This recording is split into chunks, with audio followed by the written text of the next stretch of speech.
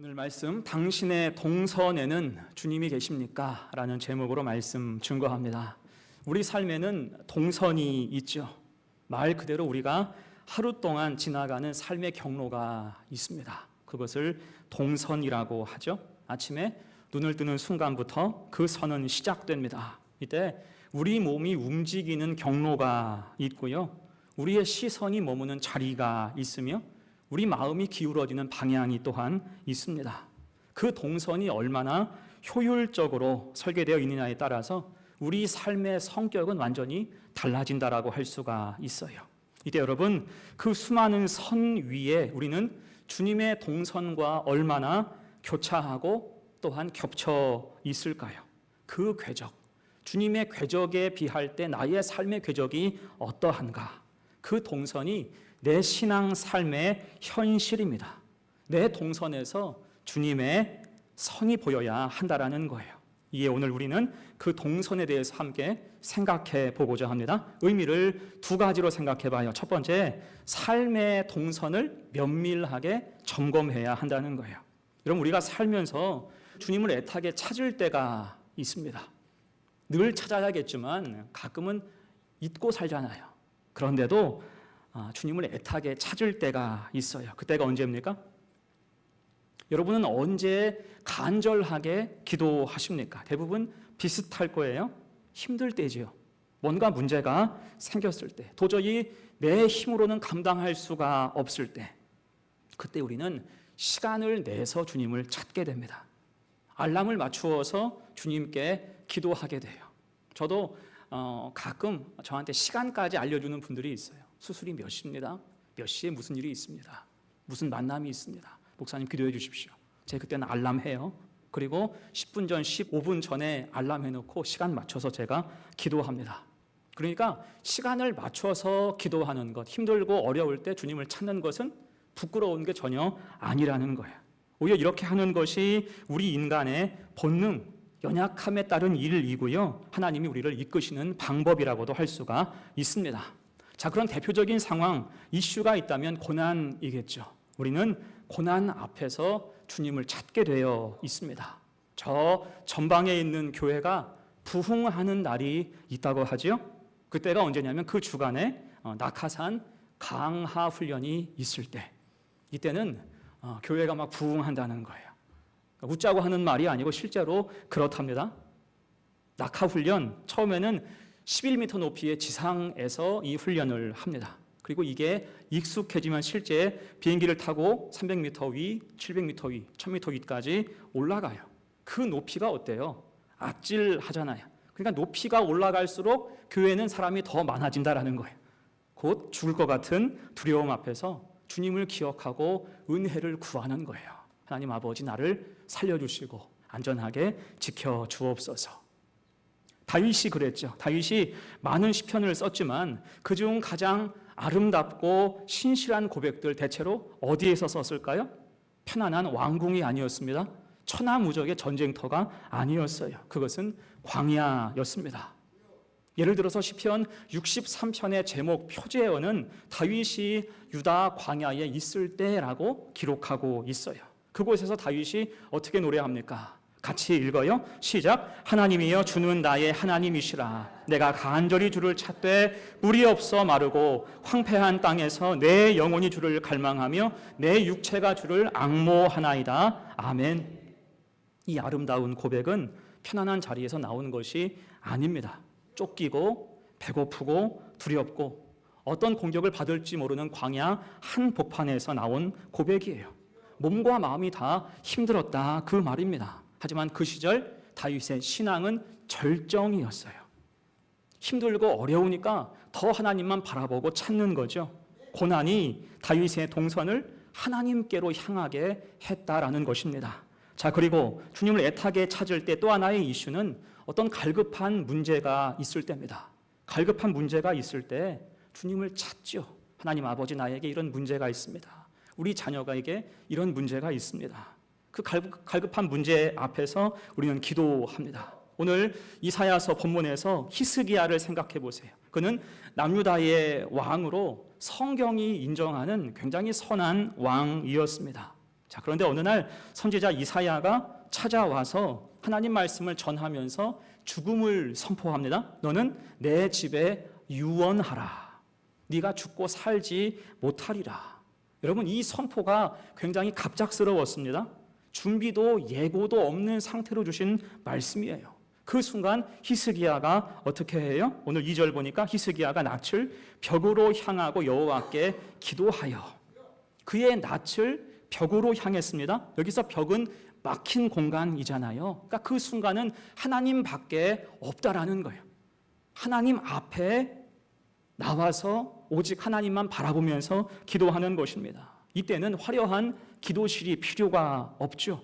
거창한 예식도 형식도 제사장도 필요 없는 거예요. 오직 급작스럽게 갈급한 마음으로 하나님만 바라본 것입니다. 그것이 오늘 3절 말씀, 여호와여 구하오니 내가 진실과 전심으로 주 앞에 행하며 주께서 보시기에 선하게 행한 것을 기억하옵소서. 아멘.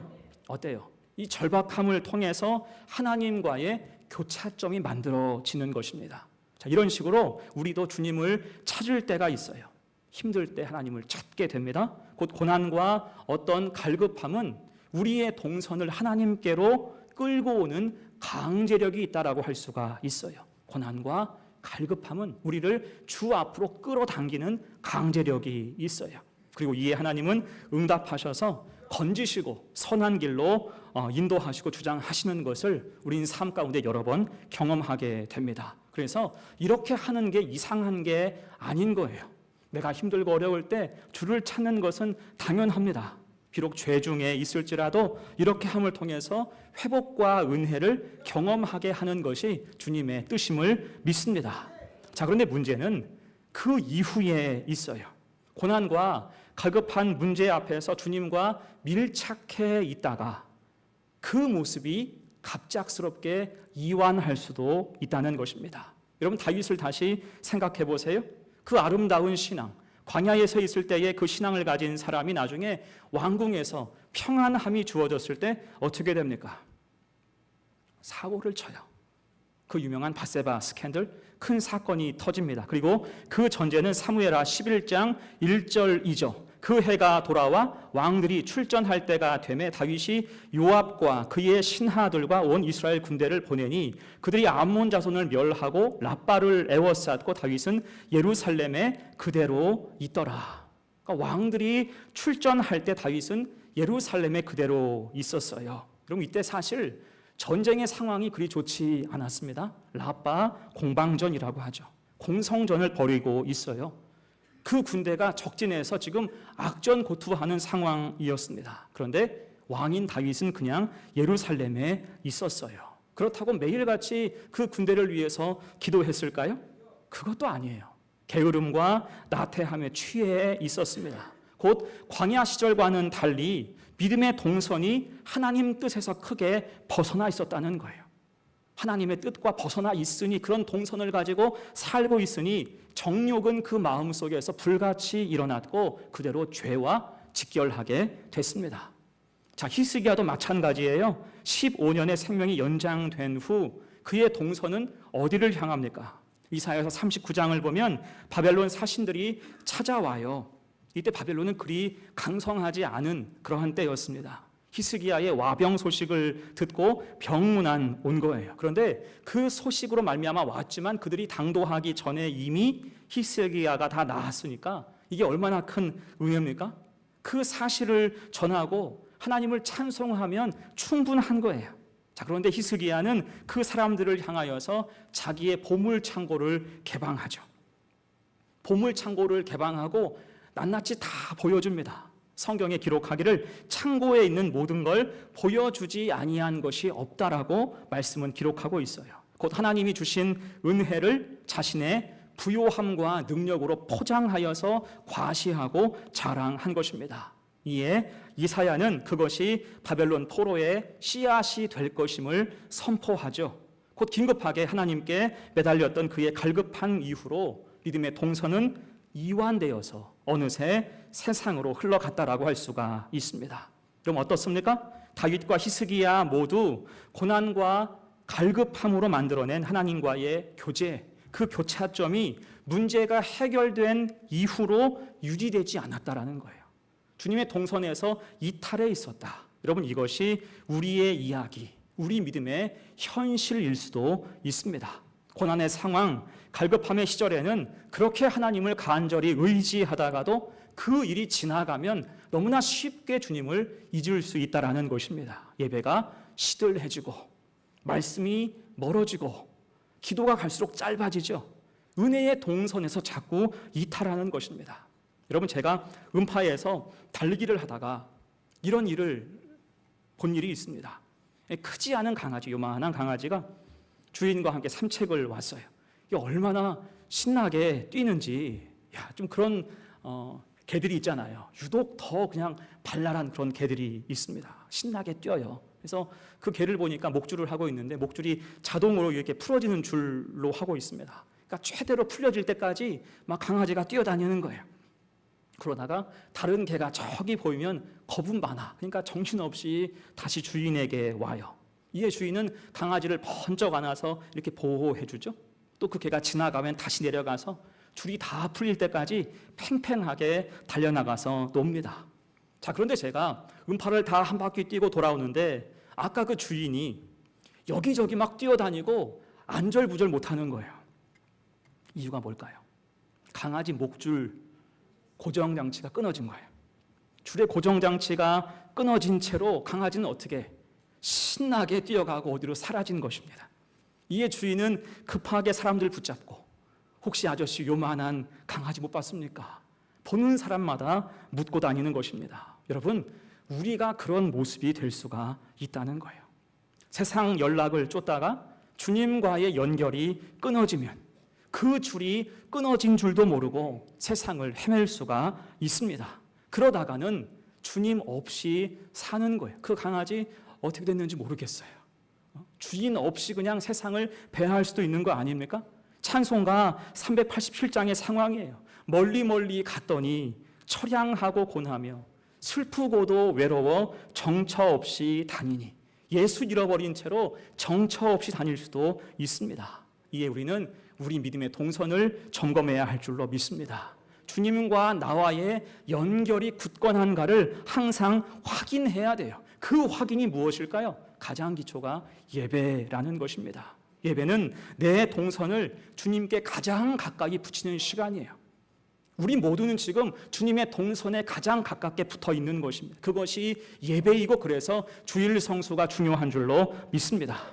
이걸 항상 확인하여서 믿음의 동선에서 이탈하지 않고 다시 주님 앞에 설 수 있는 우리 성도들 되시기를 간절히 축원합니다. 아멘. 두 번째예요. 본문의 교훈 두 번째, 동선을 새로 개척하고 확장해야 한다는 것입니다. 여러분, 오늘 말씀의 제목에서 추정할 수 있듯이 주님의 동선은요 항상 일정합니다.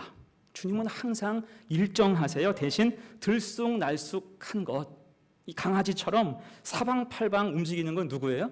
바로 우리예요. 주님은 늘 그 자리에 있고 교회는 항상 이곳에 있습니다. 하지만 들랑팔랑하는 것은 누굽니까? 바로 우리의 연약한 모습이에요. 주님은 늘 그 자리에 계신다, 이 사실을 기억해야 할 것입니다. 그래서 여러분, 좋은 믿음은 제가 처음에도 이야기했듯이 주님의 동선과 궤를 같이 하는 것입니다. 이따가 우리가 함께 찬송 부르겠지만 아버지의 마음이라는 찬양이에요. 이 가사의 핵심이 뭡니까? 아버지, 당신의 마음이 있는 곳에 나의 마음이 있기를 원해요. 하나님 마음이 있는 곳에 내 마음이 있기를 원합니다. 한마디로 말하면 동선의 중복인 거예요. 내 삶이 하나님 아버지의 뜻 가운데 거하기를 간절히 소망합니다. 다른 말로 하면 하나님을 인식하며 살아야 한다라는 것입니다. 하나님을 인식하며 내가 살고 있는가? 여러분, 이것을 깨닫는 게 신앙의 성숙에 있어서 굉장히 중요합니다. 야곱이 그랬죠. 그가 철부지 시절에 아버지와 형을 속이고 피해서 도망치다가 노숙하게 됩니다. 거기서 두려운 마음이 가득했지만 하나님을 경험하죠. 그리고 나서 일어나 한 고백이 무엇일까요? 창세기 28장 16절 같이 읽죠. 시작. 여호와께서 과연 여기 계시거늘 내가 알지 못하였도다. 아멘. 하나님은 늘 거기 계신 거예요.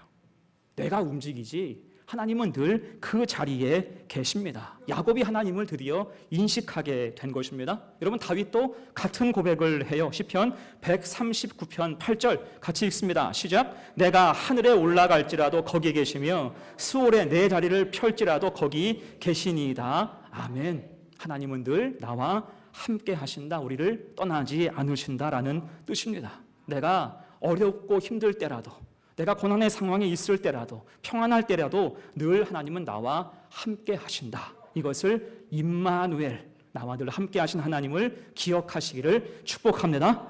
자, 그렇다면 우리는 왜 이렇게 일정하신 주님의 동선을 앞에 두고 오락가락할까요?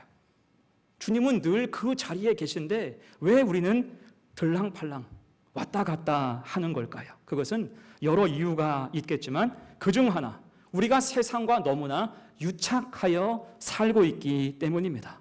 세상과 너무 밀착해 있는 까닭이에요. 이에 세상이 우리에게 주는 소음이 너무나 커서 주님의 세미한 음성을 듣지 못하는 그러한 까닭이에요. 여러분, 엘리야가 광야에서 경험한 것처럼 주님은 강한 바람 속에도, 지진 속에도, 불 속에도 계셨지만 그분의 본래 음성은 세미한 소리였잖아요. 대신 세상의 소란함에 마음을 빼앗겨 버리면 그 세미한 소리를 들을 수가 없는 것입니다. 그러면서 자꾸만 주님의 동선에서 비껴나는 거예요. 주의 말씀이 들리지 않으니 내 속에 새겨진 말씀이 희박해지니까 우리가 부르심을 듣지 못하고 세상으로 나아갈 수밖에 없다라는 것입니다. 이에 우리는 귀를 쫑긋 세우고 마음 문을 열고 주님을 찾고 주님의 동선으로 내 삶을 개척하고 확장해야 할 것입니다. 한마디로 말하면 주님을 만나기에 애써야 하는 거예요. 주님을 만나기에, 주님 말씀을 듣기에 우리가 항상 애써야 하는 것입니다. 여러분, 흔히 결혼할 때 상대방을 만나는 여러 방법이 있죠. 여러분은 어떻게 결혼하셨습니까? 설문조사를 보니까 우리나라는 연애 결혼이 많더라고요. 이게 압도적이에요. 그래서 연애 결혼이 한 60% 정도가 돼요. 그 다음은 중매 결혼이 한 30%, 선보고 소개팅하는 것. 그리고 조금 그 모습이 진화하여서 지금은 결정사라고 하죠. 결정사, 결혼정보 회사를 통해서 사람을 만나기도 합니다. 자, 그래도 최고의 낭만은 뭐예요? 연애 결혼이죠. 연애 결혼이 이 최고의 낭만이에요. 학교에서 만나고 혹은 직장에서 만나고 교회에서 만나고 어떤 분은 길거리에서 만났다는 거예요. 대단해. 낭만적이에요. 이렇게 만나서 나중에 후회하는 분도 있어요. 내가 거기서 만나지 말걸. 후회하는 분들도 있지만 아무튼 연애 결혼이 사실은 이게 제일 낭만적인 거예요. 이와 관련해서 요즘에 신조어 중에 자만추라는 말이 있어요. 아세요? 자만추 뜻이 뭐예요? 아유, 잘하시네. 전 처음에 이걸 듣고 자장면에 만두추가 이런 건 줄 알았어요. 근데 그게 아니고 자연스러운 만남 추구랍니다. 그러니까 지금 세대 역시 자연스러운 만남을 추구하는 거예요. 자, 이때 자만추를 원한다면 할 일이 뭐예요? 자연스럽게 만날 만한 곳으로 내가 가야 되는 거예요. 만날 집에서 치킨 먹고 드라마 보고 영화 보고 있으면서 좋은 사람 만나기를 소망하는 것은 이건 좀 아닌 것 같아요. 내가 그런 사람을 만나기 원한다면 밖으로 나가서 만나야 돼요. 제가 아는 어느 청년은 여자친구를 사귀려고 교회까지 왔어요. 그런 애들이 되게 많아요. 여자친구 사귀고 남자 만나려고 교회 오는 사람들이 있습니다. 물론 와서 대부분 실패해요. 교회 와서 주님을 봐야지 자꾸 여자만 보니까 이게 될 리가 없죠. 근데 이 친구가 의지가 있는 게 뭐냐면 이후로 성형수술을 했어요. 성형수술, 남자애가 성형수술을, 직업은 좋으니까 좀 못생겼었거든요. 근데 눈과 코를 다 했어요. 야, 정말 의사의 손길이 놀랍습니다. 의느님이란 말이 괜한 게 아니야. 훨씬 잘생겨졌어요. 그리고 이후로 이 청년이 어딜 가냐면 헬스장에 갔습니다. 얼굴을 해결했으니까 어딜 가요? 헬스장 가서 몸을 키우는 거예요. 그리고 거기서 만난 아가씨와 결혼을 했어요. 저한테 청첩장을 보냈길래 제가 축의금을 보내줬습니다. 그럼 이 정도면 인간 승리인 거예요. 의지가 있어요. 의미가 또 있잖아요. 자만추를 위해서 동선을 개척하고 확장한 것입니다. 여러분, 우리의 신앙도 이와 같아요. 주님과 동선이 겹치도록 주님 쪽으로 우리의 동선을 고쳐가야 할 것입니다. 그럴 때 그 동선은요, 단순한 결심으로 될 게 아니에요. 주님께로 향한 동선을 우리가 바르게 세우려면 우리의 습관, 루틴화를 해야 하는 것입니다. 여러분, 루틴이란 말 들어보셨죠? 루틴. 뜻이 무엇입니까? 루틴은 쉽게 말해서 매일 반복하는 습관이란 뜻이에요. 그러니까 루틴이라고 하면 습관이라 생각하면 틀리지 않습니다. 여러분 중에는 모닝 루틴, 아침마다 루틴 있는 사람들이 있을 거예요. 저로 예를 든다면 저는 새벽 4시에 일어나요. 새벽 4시에 일어나서 세수하고 유산균 하나 먹고 교회 와서 말씀 묵상하다가 5시에 예배 드립니다. 그리고 6시 30분까지 기도하고 말씀을 묵상하고 준비하다가 6시 40분부터 50분간 달리기를 해요. 그리고 집에 가서 씻고 출근 준비합니다. 이렇게 매주 5번씩 해요. 주 5일을 이렇게 합니다. 이렇게 해온 지가 6년, 7년이 되었어요. 나름대로는 만족합니다. 이게 황금 비율이거든요. 말씀과 운동이 약 2대1의 비율입니다. 여러분, 이렇게 아무나 못해요. 여러분, 이렇게 할 수 있겠습니까? 저는 목사니까 가능하고 또 그만한 시간적 여유가 있으니까 가능한 거예요. 제가 말씀드리고 싶은 요지가 뭐냐면 여러분도 여러분 삶 가운데 면밀하게 분석하고 여러분의 일상을 디자인해서 주님을 향한 동선을 추가하라는 것입니다.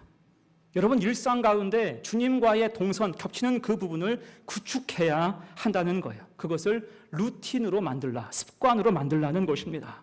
그리고 이때 가장 중요한 것은 그 시간이 우리 몸에 배기까지 견뎌야 한다는 거예요. 결심이 다가 아닙니다. 결심은 누구나 다 해요. 이를테면 한 주간 살아갈 때 내가 예배가 좀 더 필요하다. 수요 예배 나오세요. 아니면 새벽, 한 주에 한 번이라도 새벽 예배에 나오십시오. 그를 위해서 시간을 조정하고 한 달 이상 의지를 가지고 하셔야 하는 거예요. 물론 해보면 이게 쉽지가 않습니다. 그 시간을 견뎌야 하는 거예요. 시간을 견뎌야 그것이 내 삶의 습관이 되는 거잖아요. 우리가 큐티를 하고 말씀을 묵상하는 것도 그와 같습니다. 여러분 일어나셔서 하루에 10분만 투자해 보세요. 말씀 묵상 7분, 기도 3분.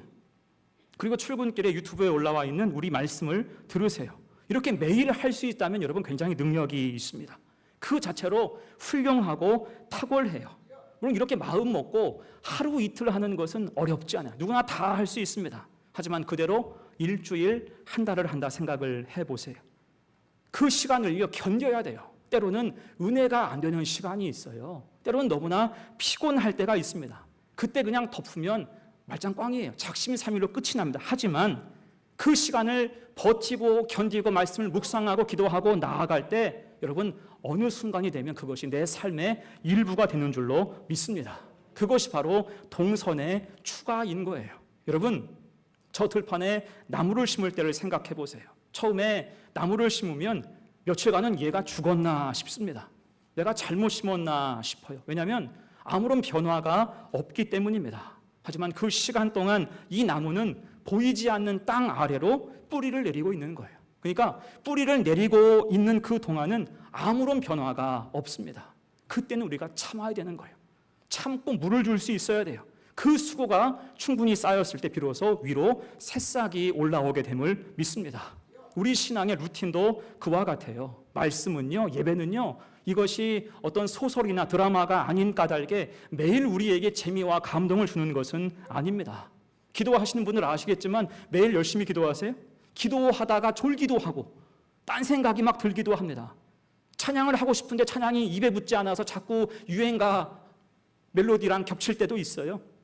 찬양이 어색하고 감흥이 없을 때도 있다고요. 하지만 그 시간은 내 신앙의 뿌리가 내려가는 시간, 주님의 동선과 가까이 가는 시간됨을 믿습니다. 그 시간을 견디고 꾸준히 해야 한다는 거예요. 그러면 믿음의 동선이 주님께 가까이 붙게 되는 은혜가 임함을 믿습니다. 이런 그런 의미에서 우리가 교회 역사를 보면 위대한 믿음의 사람들은 예외 없이 이렇게 뿌리 내리는 시간들이 있었습니다. 조지 뮬러 목사, 그는 5만 번 이상 기도 응답 받은 것으로 유명하지만 그 시작은 매일 아침 말씀의 묵상과 기도를 루틴으로 삼은 것에 있었습니다. 그 작고 소박했던 시간, 나중에는 그것이 하나님의 능력이 됨을 믿습니다. 저 독일의 본 회퍼 목사, 교회가 타락해서 나치 독일에게 부역하고 호응할 때 그는 홀로 성경 말씀을 붙잡고 하나님 뜻이 어디에 있는가를 늘 묵상하고 살았어요. 그 외롭고 고단했던 시간이 훗날 독일 교회가 다시 회개하고 회복하게 되는 구심점이 된 줄로 믿습니다. 여러분, 그래서 좋은 믿음은 단지 선물이 아니에요. 하나님이 믿음이라는 선물을 주시지만 그 선물을 지키는 것은 여러분 나의 의지와 결단도 한 몫을 함을 기억하시기를 바랍니다. 그걸 우리가 견고하게 지킬 수 있어야 돼요. 믿음의 루틴이 삶에 뿌리 내리고 그걸 지켜갈 때 결국 그 삶이 주님의 동선과 궤를 같이 하게 될 수가 있는 것입니다. 그것이 믿음의 습관이 되고요. 그 습관이 성품이 되고 성품이 우리 삶을 은혜로 풍성하게 하는 줄로 믿습니다. 그것이 결국은 주님과의 동행이 되는 거예요. 내 삶의 동선이 주님과 겹쳐가고 그 궤를 함께 할 때 결국은 주님과의 동행이 될 수가 있는 것입니다. 그렇게 우리 신앙이 주님 쪽으로 아름답게 성숙해져서 우리 삶의 동선에 주님이 함께 하시는 은혜가 가득 임하기를 간절히 축원합니다. 이제 말씀을 정리하고 마무리해요. 여러분, 우리는 신앙의 동선을 분명히 해야 합니다. 그리고 그 동선은 주님의 궤와 주님과 궤를 같이 할 수 있어야 돼요. 우리의 필요에 따라서 주님을 찾을 때도 물론 중요하지만 우리의 일상이 주님을 쫓아야 한다, 그러한 뜻일 겁니다. 그럼 우리 삶은 훨씬 안정적이고 은혜와 감사가 늘 공존하게 되는 거예요. 이에 우리는 우리 믿음의 동선을 점검해야 되고요, 또한 개척해야 할 줄로 믿습니다. 오늘 본문이면서 요절 말씀 시편 16편 8절 말씀을 같이 읽어요. 시작. 내가 여호와를 항상 내 앞에 모심이여 그가 나의 오른쪽에 계심으로 내가 흔들리지 아니하리로다. 아멘. 내가 여호와를 항상 내 앞에 모심이여. 이것이 우리 삶의 원칙이 돼야 할 줄로 믿습니다. 항상 여호와 하나님을 내 앞에 모시는 것, 이것이 우리가 구할 믿음의 모습이라 할 수가 있을 거예요. 그럴 때 동선의 일치, 우리의 삶이 주님의 궤적과 같아지는 거죠. 그럴 때 흔들리지 않는 믿음의 삶을 살게 될 줄로 믿습니다. 그런 은혜로운 믿음의 삶을 꿈꾸고 살아가는 매일 삶의 은혜가 부어지는 거룩한 성도들 되시기를 간절히 축원합니다.